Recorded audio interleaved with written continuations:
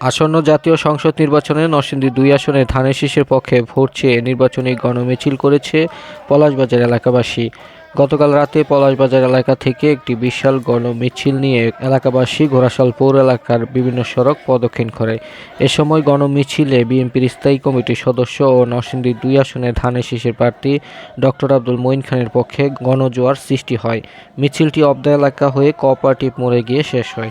এতে উপস্থিত ছিলেন পলাশ থানা বিএনপির সাধারণ সম্পাদক সাইফুল হক, ঘোড়াশাল পৌর বিএনপির সভাপতি আলম মোল্লা, সাধারণ সম্পাদক দেলোয়ার হোসেন, বিএনপি নেতা নজরুল ইসলাম লিটন, মনিরুল ইসলাম রিপন, পলাশ শিল্পাঞ্চল কলেজ শাখা ছাত্রদলের সাবেক সাংগঠনিক সম্পাদক সামিউল হক সায়েম সহ বিএনপি ও এর অঙ্গ সংগঠনের বিভিন্ন নেতৃবৃন্দ।